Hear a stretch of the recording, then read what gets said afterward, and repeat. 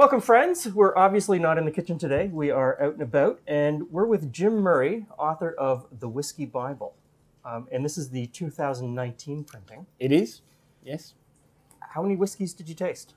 For that one, every year I do about 1,250 new whiskies. Okay. So I'm working on the 2020 now, and very neatly, Okay. during the 2020, I'll be tasting my 20,000th whiskey for this book. 20,000 whiskeys. Different whiskeys. That's a lot. That's a lot. It is a lot of whiskey. Yeah. You still enjoy it? I enjoy the good ones. I never enjoy a bad whiskey because there shouldn't be a bad whiskey. Okay. Either you should make it properly. If it's not very good, don't bottle it. So if a whiskey's not very good, I'll kick it. Okay. Because people are paying good money. So it won't appear in the Bible? Yes, it will. It will. But okay. I'll kick it. You'll kick it, okay. I don't mean I'll kick it out of the Bible. I'll give it a kicking in the Bible. Okay. If you see what I mean. So it's very truthful. I don't get many Christmas cards from certain distillers. I think it's true to say. Yeah. So today we're going to talk about Penderyn. Yeah. Am I saying that correctly? You're saying it right, yeah. Penderyn? Yeah. So this is a Welsh whiskey. It is. I mean, I'm here doing a tasting, which involves Penderyn. Now, the thing is that I get asked to do lots of events around the world. Most of them I can't do. I just don't have time. Or the whiskey's not good enough. Okay. And I'm happy to turn up and do events for Penderyn because in fact, people just discovering them, and they've scored consistently very highly in the Bible, and in fact, they have won awards in the Bible. Okay. And I've seen them from the first days when they were just this, embryonic company fighting for their not just market share, but fighting for survival because they had to spend all the money on getting the distillery up and running, all the money on producing it, all the money on buying the casks. Yeah. And it was just outlay. And then you've got to wait. And then you've got to wait. And I saw the hell that the original producers went through, the original owners of the distillery. And there's no guarantee that you're going to make a good spirit. Yeah. And so I'm very, very happy for them that actually they do. So which one do you want to taste first? Well, I think we'll do this one first because this is the legend. Okay. And basically it's a kind of a 41% version of their 46% normal standard whiskey. Now, what we're going to do, it is, as you can see, wonderful weather outside. Springtime in Canada. It's raining. It's cold. We're basically in a freezer. Yeah. In here, and so what I've done is that when I do tastings around the world, I show people a thing called the Murray method, which is basically not tasting it at this temperature because if you nose it like this, it's very alcoholic. It's just alcohol coming through. Yeah. Now, what we're going to do, we're going to submerge it into boiling water, right? And we will actually just leave it for a while. Okay. Because it's so cold, it's going to take a little time. So we're going to get it roughly up to body temperature. And then watch what happens when we do this. You take it out. And now, when you nose it, hang on, just don't take it. No. Nope, don't take it too quick. Okay. Just breathe in naturally and then away, and then breathe in and then away. Let it touch your moustache. Okay. You've got a moustache, right? I can see your moustache. I try. You've got a moustache. I can see it. And as you breathe in, you're keeping it there. Therefore, okay, just touch and take away. Touch and breathe in. As you breathe in, and then breathe out, and then breathe in. And that way you're not sniffing at it. Okay. Now, can you see the difference from how it was? You can actually nose something now, can't you? You couldn't before. Yeah. And what you're picking up... I learned something. There you go. This is the Murray method. This is the way that you actually see a whiskey. Cool. No, warm. Warm, yes. This is cool. This is warm. Right, so you get it up to body temperature. And now, if you look carefully, you're picking up a little bit of fruit on there, aren't you? Very, very delicate fruit. It's almost like candy. Yeah. Right? Okay. And That's coming from the fact that what they've done is that they're using Madeira casks. Okay. Now, there's not many whiskies that use Madeira casks, but they use it in their basic whiskey. It's not a wine. See what you've done there? I did. You've done that. Yeah, I did. You're kicking up alcohol. Okay. And that means that if you kick up the alcohol, you're going to get a bite. And we don't want the bite. So it's still... Still. Okay. Now you're getting it. Right? Okay. It's really delicate, isn't Yep. it? And it's sweet. And it's sweet because what they're doing is that the actual still itself is actually unique. They distill up to a high strength, which means that spirit takes out a lot of the flavour from. First of all, they use American oak, and then they put it into Madeira casks. Okay. And it means that they're stripping out the flavours from the wood much better than if it was just an ordinary, 60, 70% alcohol. Mm-hmm. They just get much more out. And it matures, therefore, quicker, which is better if you're a small company. Yep. So it is very consistent. And it scores pretty highly in the Bible. Now, when I taste, the first taste,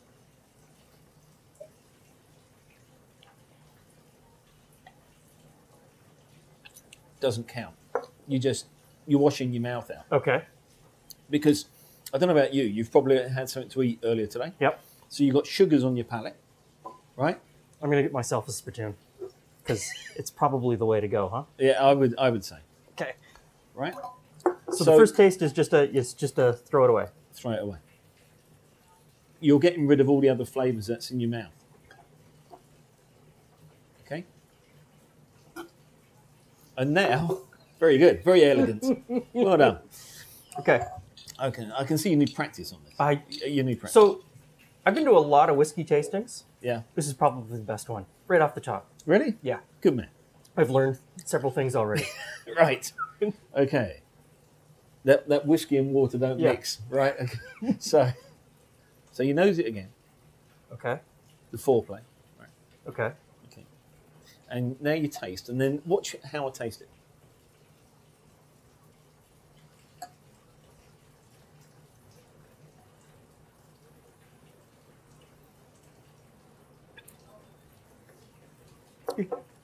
I'm chewing You're it. chewing it, yeah. I'm chewing it. It goes all around the mouth. I'm opening the mouth and chewing it and then spit. Okay. Keep your eyes closed.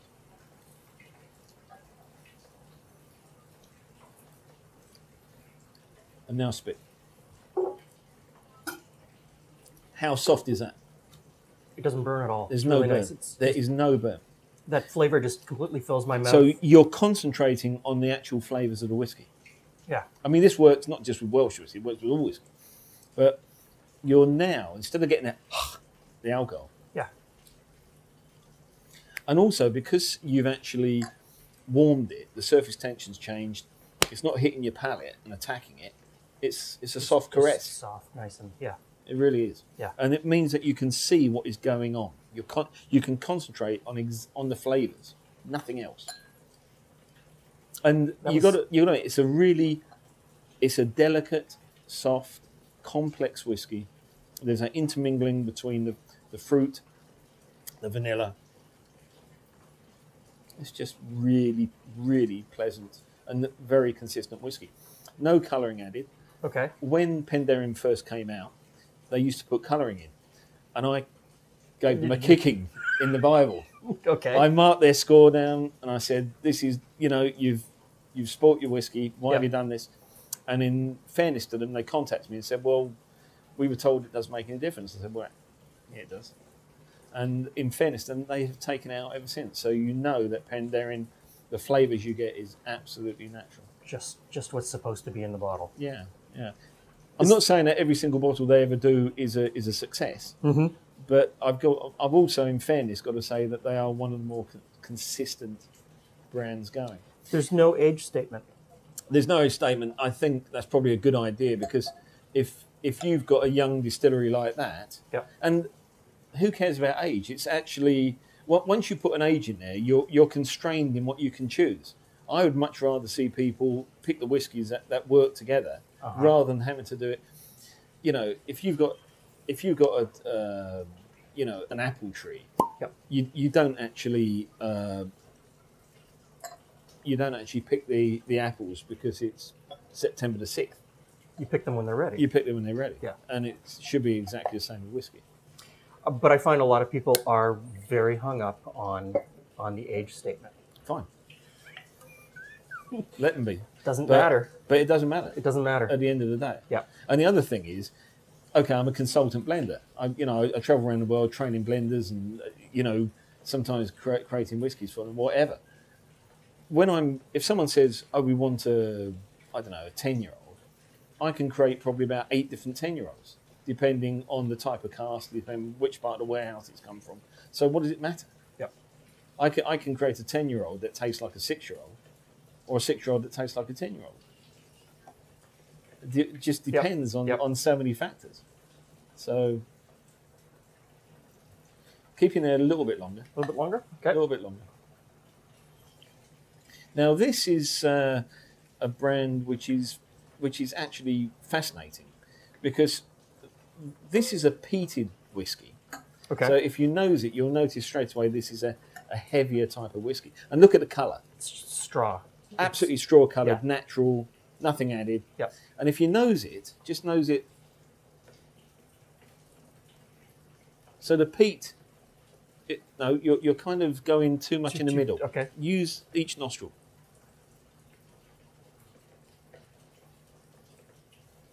And if you do this, you're picking up, or you should just pick up that little passing waft of smoke. There's just a hint, but It's not. yeah. Yeah. It's like a whisper. Yep. And that's because they mature it in ex-Islay cask whiskey. So instead of using peat in the actual process, they put the whiskey into... So this is only peated because it's been in a peated cask. Correct. So subtle. But because the whiskey's so delicate, Yeah. it's slightly amplified. Okay. You got my interest. Yeah. I know. It's very, very good. So it's got earthiness, it's got weight, but it's not over the top. It's not going to kick me in the head. It's not. Or anywhere else. Okay. So Right. we So now you wash your mouth out again because you'll get rid of the taste of the previous one. Okay.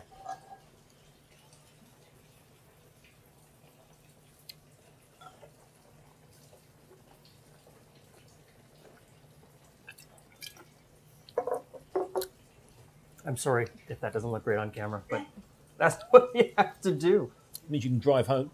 Yes. Right. And also, it means that you are sober enough to actually realise whether it's a good whiskey or not. Yeah. If the alcohol convinces you that it's a good whiskey, because you start losing the ability to make a sound judgment. Yep. So here, you make a sound judgment. So now do it again. Nose. No, and it's a little bit drier than the other one, isn't it? There's a slight chalky mark on it that wasn't on the previous one. I did feel in my mouth that pull Of oak. yeah. And now you taste.